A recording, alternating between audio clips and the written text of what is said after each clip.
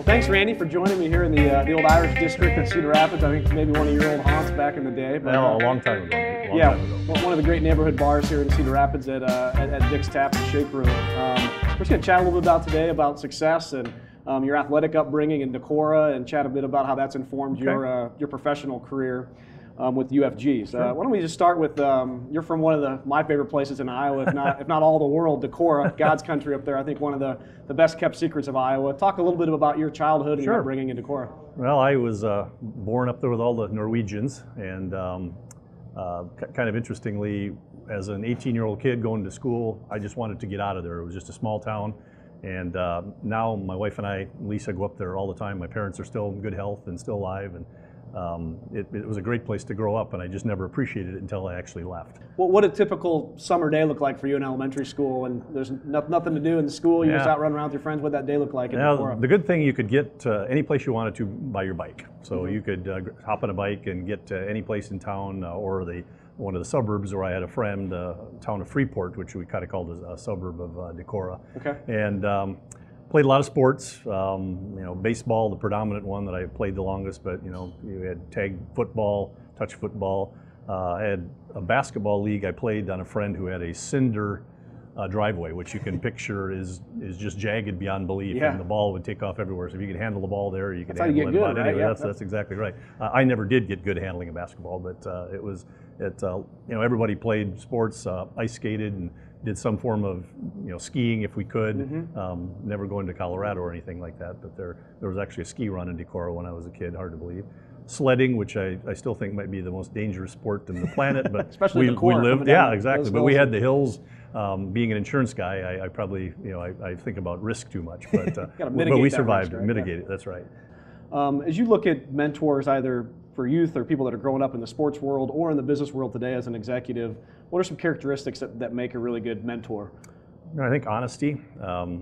We all like to be told we're doing a great job, but if you're really going to advance and improve, you need someone that can just be honest with you. And I think that's important. Has a high bar for victory, for satisfaction. Always get better. No matter how good you are, you can always be better. I think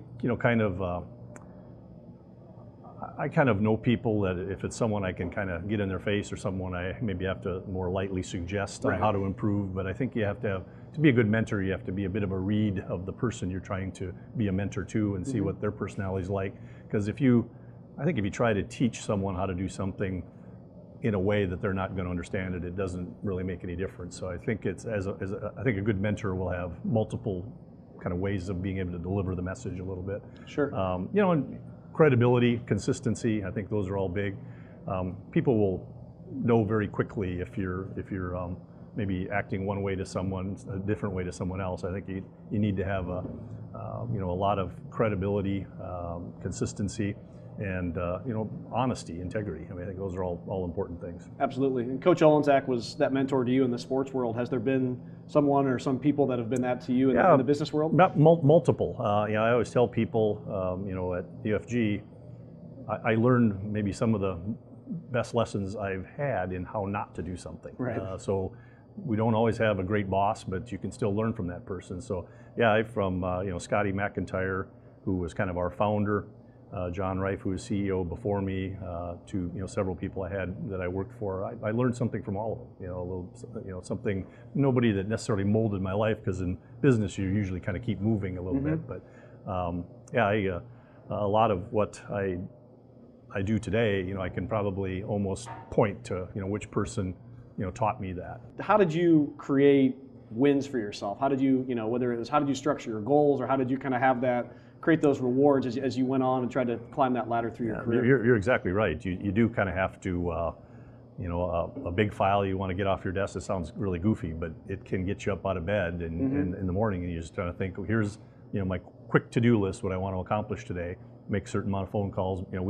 We kind of encourage people just to call some of our agents up and kind of make a sales call and say, hey, you got anything on your desk I might like? And so you just kind of try to plan your day out, and then.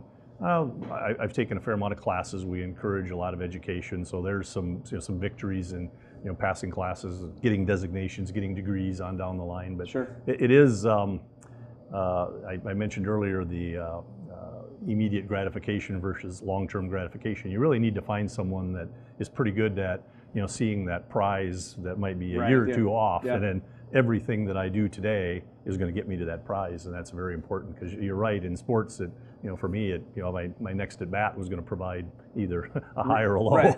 No, I think another key component of successful either business people or athletes is this, of habits, of doing things, consistently over and over again. Are there a couple habits of people on your team that stand out, things that traits or habits that these people have that they do on a daily or weekly basis? I laugh because my wife kind of can say she can tell exactly what time of the day it is by where I am. So I am a little bit patterned. Okay. But I try to get up and get caught up on non-insurance news first thing, and then really go in. I don't tend to schedule many meetings very early. What kind of news are you reading? What's your? Oh, just national news. New York Times, some Journal, of the politics. I'm a big Wall Street Journal fan. Okay. I still think it's a little less biased than some of the other publications, but I actually like the Des Moines Register, and I read the Cedar Rapids Gazette. Then go into the office, and then usually get caught up on insurance news, just kind of for see what's going on email, and I get a lot of publications there. And then really start kind of meeting with the people that report to me. I meet every week with them for about a half hour. They kind of catch me up on what's going on there, and kind of exchange some feedback. Sometimes they'll need some things to me or get my feedback.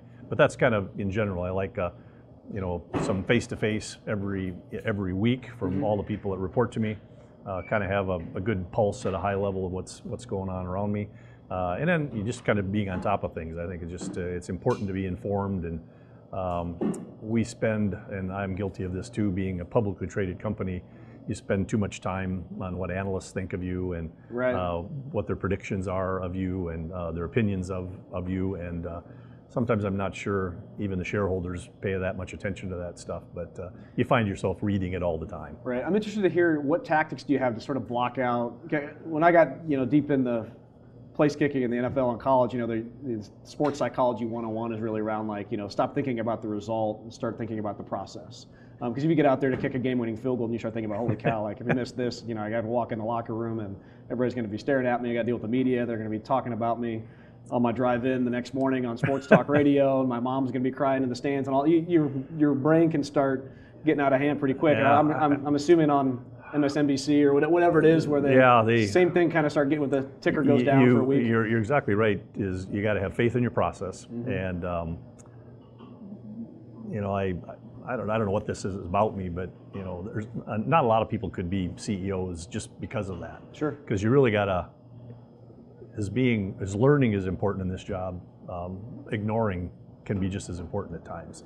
A lot of our analysts are between the ages of 28 and 32. No offense, you're not much older than that, but they already think they know how to run our business, and a lot of their perceptions are, if not wrong, are much too short term, and we try to think, much more long term. And I'm forced to report on quarters, what we did in the quarter, but quite frankly, what happens to us in a quarter, I mentioned to you a little when we were talking earlier about, we had 4 hurricanes and a wildfire in the third quarter. Well, that's going to make for a really crappy quarter, but you move on, and in the long, process, that really doesn't matter. That's the business we're in. We'll figure that out. But you're exactly right. That process is very, very important, and you got to stick with that and know that it's worked for you in the past. It'll work in the future. And short-term setbacks, you got to kind of ignore that. Right. When I first took this job, I kind of thought, man, I'm responsible for the employment of 1,000 people. If you start thinking like that, keep you up at night. You're exactly right. Great. Do you have either from your sports time or at business, any motivational quote that you've had, that something you would hang in your locker or something around the desk in the office? One thing I've always kind of liked, and the horrible part is I don't know who said this, but basically 10% of life is what happens to you, and 90% is how you react to it. And I think we all make our own destiny way better than, or way more than we know. And so that quote has always kind of rang true with me, but it might have been Jimmy Dean, the sausage guy, that said it. So it's not very impressive, but it's still a good quote. It's a great quote. And then last question here, just in a sentence or two, how do you define success? What does it mean to you? I think for me, it's easy. Just happiness and challenge. If I'm happy and challenged, that's really all that matters. I think those financial soundness at some point you reach where you think I don't have to worry about money anymore. That's nice, but I don't think too much about money. But if I'm happy going to work every day and there continues to be a challenge, I feel I'm successful. Awesome. That's great. Thanks, Randy. Thank you, Nate. Appreciate it. Appreciate it.